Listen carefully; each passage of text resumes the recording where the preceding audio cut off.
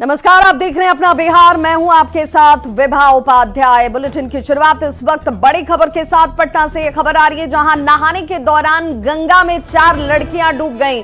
3 लड़कियों को हालांकि स्थानीय लोगों ने बचा लिया है, जबकि एक की तलाश अब भी जारी है।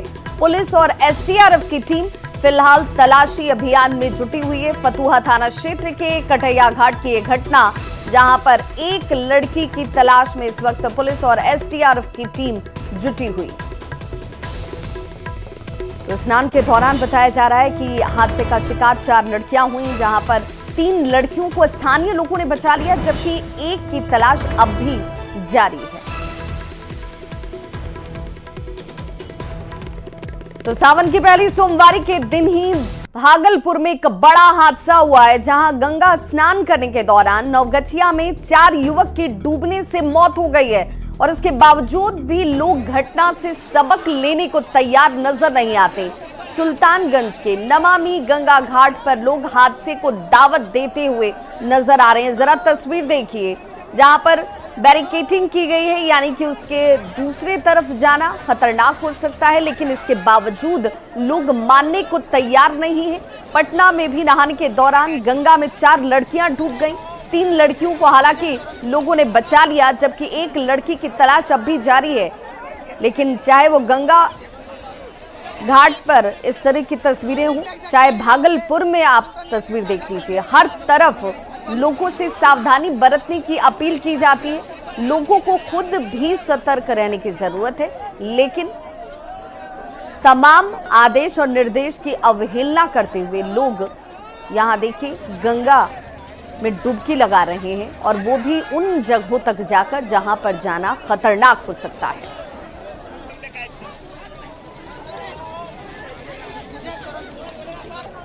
तो नहाने के दौरान, स्नान ध्यान के दौरान डूबने की घटनाएं बार बार सामने आती हैं। इसके बावजूद लोग सबक लेने को तैयार दिख नहीं रहे। अभिभावकों की भी जिम्मेदारी बनती है कि अगर बच्चे हैं तो उन्हें ऐसा करने से रोका जाए। बड़ों को भी अपनी जिम्मेदारी समझनी होगी। और तब जब सावन मास की शुरुआत हो चुकी है, आज से पहली सोमवारी, और वहां पर आस्था की डुबकी लगाने के लिए बड़ी संख्या में लोगों की मौजूदगी आपको दिख रही होगी। 2 तस्वीरें देखिए। पहली तस्वीर भागलपुर की है, जहां पर 4 युवक डूब गए। वहीं दूसरी तस्वीर पटना की, जहां पर 4 लड़कियां डूबती हैं। हालांकि इनमें से 3 लड़कियां खुशनसीब रहीं, क्योंकि स्थानीय लोगों ने उन्हें वक्त रहते बचा लिया, जबकि एक लड़की की तलाश अब भी जारी है। और इन घटनाओं से सीखने की जरूरत है, सबक लेने की जरूरत है।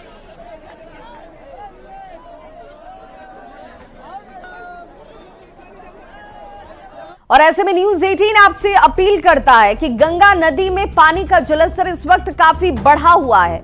ऐसे में प्रशासन ने जो बैरिकेडिंग की हुई है उस पर ना चढ़ें, बैरिकेडिंग को पार ना करें, यह खतरनाक हो सकता है। या फिर गहरे पानी में नहाने से परहेज करें, क्योंकि इन्हीं गलतियों की वजह से हादसे होते हैं और आपको अपनी जान तक गंवानी पड़ती है।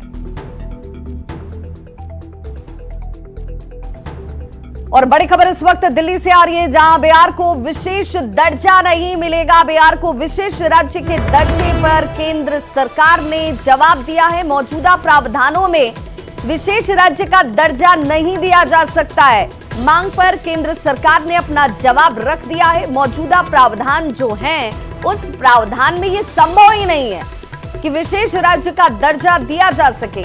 आपको बताते चलें कि जेडीयू विशेष राज्य के दर्जे की मांग काफी लंबे वक्त से करता आ रहा है। एक बार फिर से जेडीयू की तरफ से इस मांग को रखा गया, लेकिन केंद्र सरकार ने जवाब दे दिया है कि भाई ये प्रावधान जो है, उन प्रावधानों में इसकी गुंजाइश नहीं है और ऐसा संभव नहीं है।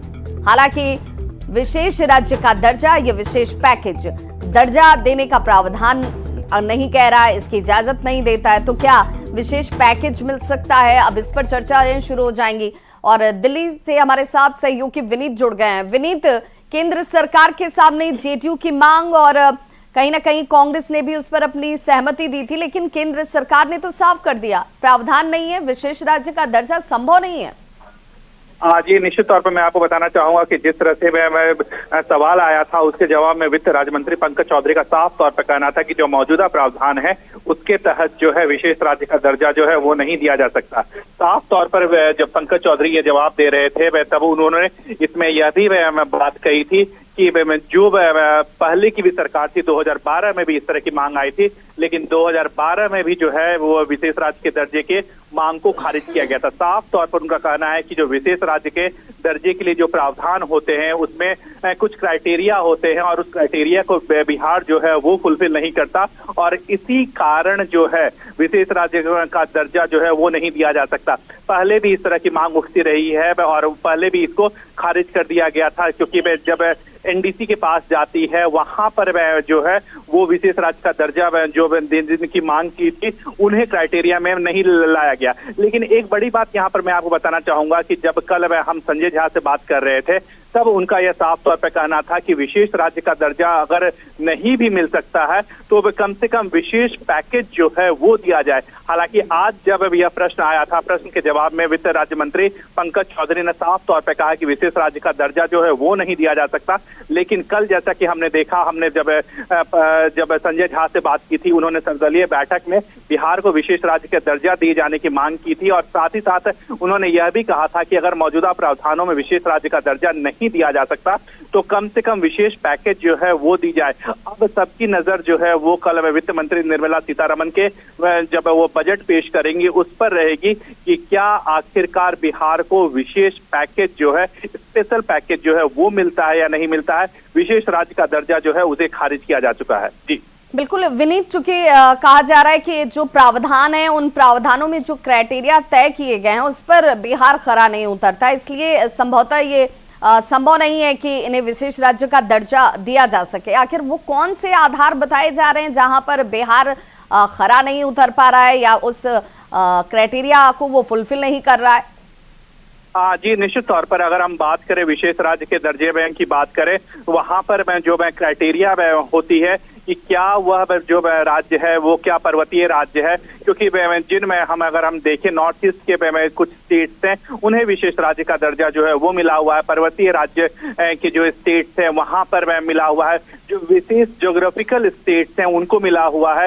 साथ ही साथ में कुछ विशेष वर्ग अगर वहां पे रहते हैं तभी उन्हें स्पेशल स्टेटस का जो दर्जा है या विशेष राज्य का दर्जा है, क्योंकि अगर विशेष राज्य का दर्जा मिल जाता है तब केंद्र की बहुत जिम्मेदारी हो जाती है। जिस तरह से केंद्र की ओर से राज्य को आर्थिक मदद की जाती है, कई बार आर्थिक मदद जो है वो लोन के तौर पर किया जाता है, लेकिन वह जो है वह अब ग्रांट के तौर पर बाद में किया जाने लगेगा। इसके साथ ही साथ राज्य के विकास में सरकार को अधिक फंड जो है वो देने पड़ेंगे। लेकिन अब अगर क्योंकि अगर हम बिहार की बात करें, अगर बिहार के तर्ज पर अगर हम देखें तो कई ऐसे राज्य हैं, चाहे वो आंध्र प्रदेश की बात करें, चाहे वहां से भी जो है वो विशेष राज्य के दर्जे की मांग जो है वो लगातार की जा रही है। पहले 11 राज्य ऐसे हैं जिन्हें ये विशेष राज्य का दर्जा उन प्रावधानों के तहत मिल चुका है। इसके बाद बिहार की भी ये उम्मीद थी, और सिर्फ बिहार ही क्यों, आंध्र प्रदेश और उड़ीसा भी नजरें लगाए बैठा था कि अगर बिहार को ये दर्जा मिलता है तो उनके लिए भी मार्ग प्रशस्त होगा। तो अब क्या मानकर चलें कि अब इसकी गुंजाइश इन सभी राज्यों के लिए खत्म हो गई है? जी निश्चित तौर पर, हालांकि अब इसका जो केंद्र सरकार की ओर से वित्त राज्य मंत्री ने लिखित जवाब में यह साफ किया है। लेकिन इसके साथ ही साथ अगर हम बात करें, पहले भी जब हमारे केंद्र सरकार के मंत्रियों से बात होती थी उनका साफ तौर पर कहना था कि विशेष राज्य का दर्जा जो है वो नहीं दिया जा सकता है किसी भी राज्य को, अब नए राज्य को। एक बड़ी बात यहाँ पर मैं आपको बताना चाहूंगा कि जब पंकज चौधरी ने अपना जवाब दिया था उस जवाब में उन्होंने इस बात का भी उल्लेख किया था कि इसी तरह जब 2012 में भी मांग की गई थी, साफ तौर पर उनका इशारा जो है वो उस समय में का था जब यूपीए का कार्यकाल था, यूपीए में कांग्रेस के नेतृत्व में का कार्यकाल था जो अभी विपक्ष में है, तो उन्होंने भी बिहार के विशेष राज्य के दर्जे को जो है वो खारिज किया था और साफ तौर पर उन्हीं प्रावधानों का हवाला दिया था कि ये पर्वतीय राज्य नहीं है। इन जवाबों के साथ ये भी दिखाने की संभवतः कोशिश विनीत की गई होगी कि भाई अगर विपक्ष इस पर कहीं ना कहीं घेरने की कोशिश करता है तो जवाब उन्हें भी देना होगा कि आखिर 2012 में जब आपकी सरकार थी तो आपने क्यों नहीं दे दिया, क्योंकि उसी प्रावधान का हवाला उस वक्त भी दिया गया था। बहुत बहुत शुक्रिया विनीत तमाम जानकारी के लिए। तो विशेष दर्जा के लिए शर्त क्या होती है ये भी जान लीजिए, क्योंकि इसी का हवाला दिया जा रहा है कि प्रावधान ऐसा नहीं है, और अब प्रावधान ऐसा नहीं है तो ये संभव नहीं है कि बिहार को विशेष राज्य का दर्जा मिल जाए, या फिर अन्य दूसरे राज्य जो इसकी मांग कर रहे हैं, जिसमें आंध्र प्रदेश भी शामिल है, जिसमें उड़ीसा भी शामिल है, अब उनके लिए भी अब इसके रास्ते जो है मुश्किल होते नजर आ रहे हैं। अब जरा जान लीजिए कि क्या क्या है। जिस राज्य में पहाड़, दुर्गम क्षेत्र, अंतरराष्ट्रीय सीमा से जुड़ा हुआ अगर इलाका है तो वो भी इसमें शामिल हो जाता है। जनसंख्या का घनत्व की अगर बात की जाए तो घनत्व काफी कम हो, जनजातीय आबादी की बात की जाए तो उसकी संख्या ज्यादा होती है, तब उसे भी इस क्राइटेरिया में लाया जाता है। प्रति व्यक्ति आय कम होनी चाहिए, अगर आय कम है तो फिर आप विशेष राज्य का दर्जा प्राप्त करने के योग्य माने जाते हैं। जिस राज्य में पहाड़, दुर्गम क्षेत्र, राजस्व काफी कम हो जाता है, अगर प्रति व्यक्ति आय और गैर कर राजस्व की बात करें तो वहां कम होता है। बुनियादी ढांचे का अभाव होना चाहिए और आर्थिक रूप से काफी पिछड़ा होना चाहिए। हालांकि आर्थिक रूप से काफी पिछड़ा होने का जो तर्क है वो बिहार की तरफ से बार बार दिया जाता है कि भाई बिहार जो है वो गरीब राज्य है और ऐसे में उसे इस आर्थिक पैकेज के साथ साथ विशेष राज्य के दर्जे की जरूरत है। हालांकि इस पर विराम लगाने की कोशिश की गई है।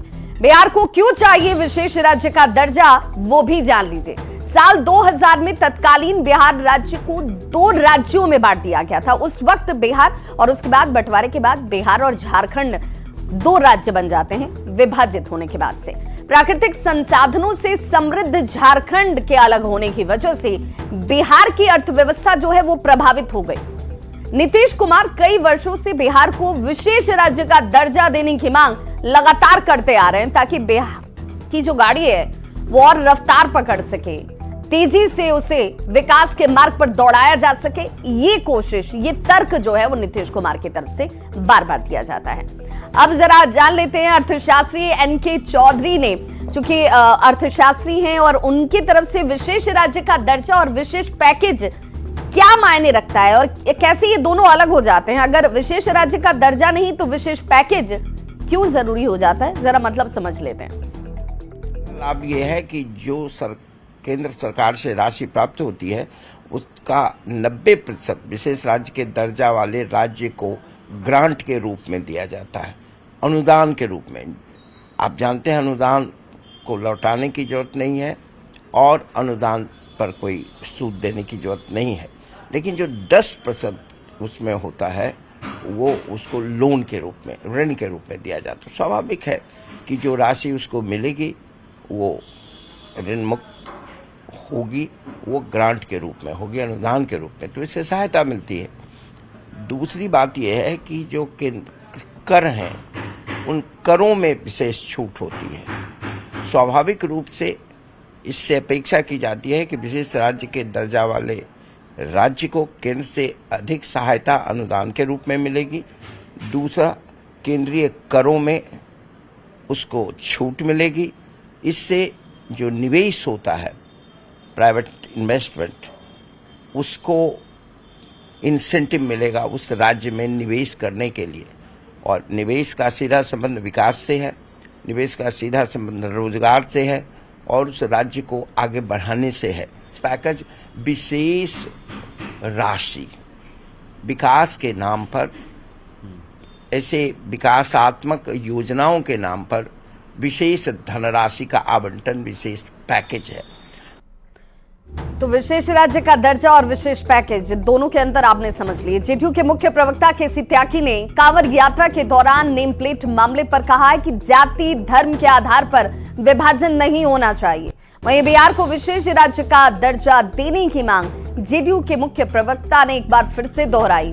केसी त्यागी ने कहा कि विशेष राज्य का दर्जा मिले नहीं तो फिर बिहार को स्पेशल पैकेज जरूर मिलना चाहिए। जाति और धर्म के आधार पर और विभाजन नहीं होना चाहिए। प्रधानमंत्री स्वयं सबका साथ सबके विकास की बात कर चुके हैं। अगर कुछ लोगों के विश्वास को और आर्थिक प्रोत्साहन को इससे कष्ट होता है तो इसको ध्यान में रखना चाहिए। विभाजन के बाद वहाँ बहुत दिक्कतें आई, वहाँ से पलायन हुआ है, गरीबी है, बेरोजगारी है। लिहाजा इस सब का एक इलाज है कि बिहार को स्पेशल स्टेटस दिया जाए, वहाँ उद्योग आए, इसके लिए प्रोत्साहन मिले। और अगर ऐसा नहीं होता है तो बिहार उसी बर्बादी के रास्ते पर खड़ा रहेगा। प्रधानमंत्री स्वयं चिंतित रहते हैं पिछड़े और गरीब राज्यों को ऊपर उठाने के लिए, लिहाजा जेडीयू का जो वो अधिकार पत्र है वो मांग पत्र नहीं है, और ये जेडीयू की नहीं, बिहार की जनता की आवाज़ है कि वहाँ को अतिरिक्त राशि, अतिरिक्त प्रोत्साहन और विशेष राज्य का दर्जा हासिल। पटना में एनडीए विधायक दल की बैठक चल रही है, जिसमें सीएम नीतीश कुमार भी मौजूद हैं और विधायक दल की बैठक में मॉनसून सत्र को लेकर सत्ताधारी दल अपनी रणनीति पर चर्चा करते हुए नजर आए। बैठक में मुख्यमंत्री नीतीश कुमार ने कहा कि पूरा बिहार हमारा परिवार है और सभी के लिए काम करना है। 2005 से हम सभी के लिए लगातार काम करते आ रहे हैं और ये काम आगे यूं ही हम करते रहेंगे। तो मॉनसून सत्र को लेकर बैठक का दौर, बैठक में चर्चा, पूरा बिहार हमारा परिवार। मुख्यमंत्री नीतीश कुमार ने एक बार फिर से साफ कर दिया कि हमारा जो ध्येय है वो बिहार के तमाम लोगों के लिए, किसी जाति, धर्म, संप्रदाय विशेष के लिए नहीं, और अब सभी के लिए मैं काम करता हूं। 2005 के बाद इसी रास्ते पर बिहार को विकास की गति के साथ दौड़ाया गया है और आगे भी ये अनवरत चलता रहेगा। मॉनसून सत्र को लेकर हालांकि इस बैठक में चर्चा चल रही थी, जेडीयू विधायकों की ये बैठक। और हमारे साथ इस वक्त पटना से न्यूज़ 18 संवाददाता शैलेंद्र जुड़ चुके हैं। शैलेंद्र, इस बैठक में मुख्यमंत्री नीतीश कुमार ने और क्या कुछ कहा है और ये बैठक कितनी महत्वपूर्ण हो जाती है? विधानमंडल का सत्र जब भी चलता है तो यह इस तरीके की बैठकों का आयोजन किया जाता है, लेकिन महत्वपूर्ण इसलिए होता है क्योंकि इसमें सभी विधायक और पार्टी के नेता इसमें मौजूद होते हैं और विधायकों को एक बड़ा फोरम मिलता है जिसमें वो अपनी बातों को अपने पार्टी के से कह सकते।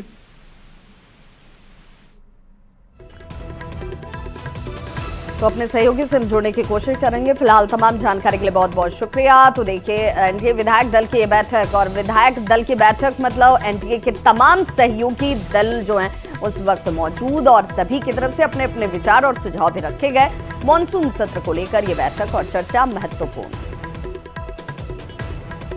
तो आज से बिहार विधानमंडल का मॉनसून सत्र शुरू हो चुका है और वित्त मंत्री सम्राट चौधरी ने यहां 47,512 करोड़ का अनुपूरक बजट सदन में पेश किया।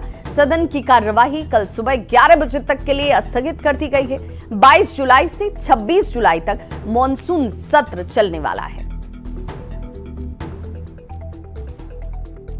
विकास में जो मूल बजट था हमारा 2,78,000 करोड़ रुपए का बजट था। उसके बाद हम लोगों ने फर्स्ट सप्लीमेंट्री के तौर पर 47,000 से अधिक का बजट हम लोगों ने पेश किया है, जिससे बिहार के विकास के लिए जो केंद्र से राशि मिलना है या बिहार में जो हम नई योजना हम लेने का काम कर रहे हैं, उन तमाम योजनाओं को पूर्ण करने के लिए बिहार विधानसभा विधान परिषद में हम लोगों ने इसको प्रस्तुत किया है। कल संसद में बजट पेश हो रहा है और उसके पहले प्रधानमंत्री नरेंद्र मोदी ने संबोधित किया और पीएम मोदी ने कहा कि अगले 5 साल देश के लिए काम करना है। भारत के विकास यात्रा के लिए ये 5 साल बहुत महत्वपूर्ण, ये अहम पड़ाव सदन 140 करोड़ देशवासियों के लिए है। दल से ऊपर उठकर देश के लिए काम करना है। 8% विकास दर के साथ आगे हम बढ़ रहे हैं। ये सत्र सपनों की नींव रखने वाला सत्र है और हमें एक साथ मिलकर काम करना होगा। संसद का सत्र सकारात्मक हो, बजट 5 साल के लिए दिशा तय करेगा। तो मॉनसून सत्र से पहले प्रधानमंत्री नरेंद्र मोदी ने सीधे तौर पर कहा कि यह सत्र जो होगा वो सकारात्मक सत्र हो। हम सबकी ये कोशिश होनी चाहिए क्योंकि हमारे ऊपर देशवासियों का भरोसा और उनके भरोसे पर खरा उतरना है। देश बहुत बारीकी से देख रहा है कि संसद का यह सत्र सकारात्मक हो, सृजनात्मक हो और देशवासियों के सपनों को सिद्ध करने के लिए एक मजबूत नींव रखने वाला हो। करीब 60 साल के बाद कोई सरकार तीसरी बार वापस आए और तीसरी पारी का पहला बजट रखने का सौभाग्य प्राप्त हो, ये भारत के लोकतंत्र की गौरव यात्रा की अत्यंत गरिमापूर्ण घटना के रूप में देश इसे देख रहा है कि हमारे सभी माननीय सांसद पूरी तैयारी के साथ चर्चा को समृद्ध करेंगे। कितने ही विरुद्ध विचार होंगे, विरुद्ध विचार बुरे नहीं होते हैं, नकारात्मक विचार बुरे होते हैं। जहां सोचने की सीमाएं समाप्त हो जाती है, देश को नकारात्मकता की जरूरत नहीं है। देश को एक विचारधारा, प्रगति की विचारधारा, विकास की विचारधारा, देश को नई ऊंचाइयों पर ले जाने वाली विचारधारा से हमें आगे बढ़ाना होगा। मैं पूरा आशा करता हूं कि हम लोकतंत्र के इस मंदिर का भारत के सामान्य मानवीय की आशा आकांक्षाओं को पूर्ण करने के लिए सकारात्मक रूप से उपयोग करेंगे। और इस वक्त बड़ी खबर आ रही है नेम प्लेट विवाद पर। सुप्रीम कोर्ट में सुनवाई आज हुई है। यूपी, एमपी और उत्तराखंड को इस बाबत सुप्रीम कोर्ट ने नोटिस जारी किया है। शुक्रवार तक सुप्रीम कोर्ट ने जवाब मांगा है। शुक्रवार यानी कि 26 जुलाई तक जवाब देना होगा। सुप्रीम कोर्ट इस मामले पर 26 जुलाई को एक बार फिर से सुनवाई करता हुआ नजर आएगा।